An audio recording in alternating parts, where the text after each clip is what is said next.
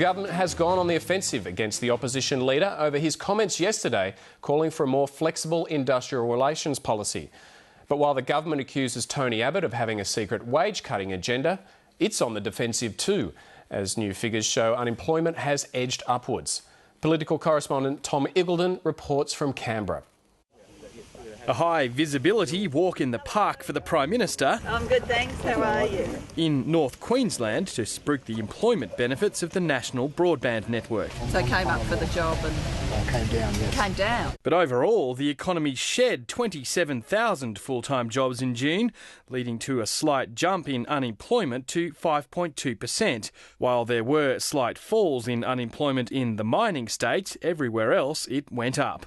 Despite the disappointing result, the Prime Minister rolled out a familiar line. By the standards of the world, we continue to have a low unemployment rate.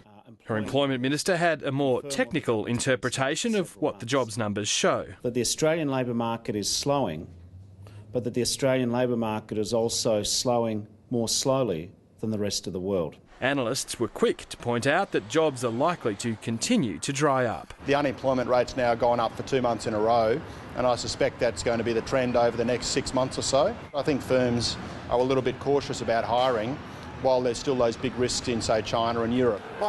Yesterday, the opposition leader told a business forum he'd help by making industrial relations laws more flexible, especially when it came to weekends and public holidays.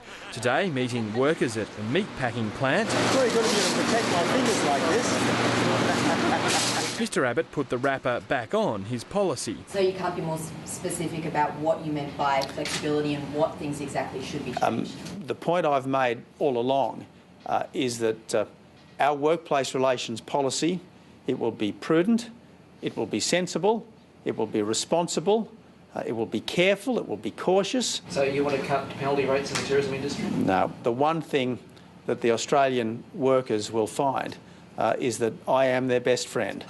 Well, with friends like that, who needs an enemy? The government's accusing the opposition leader of changing his story. You can't tell the tourism sector one day that holding out vague promises of changing weekend rates and penalty rates, then the next day say something different. The Liberal workplace relations policy is in a witness protection program, and we just need them to bring it out into daylight. Both sides are claiming the centre of this debate and promising to take the ideology out of industrial relations.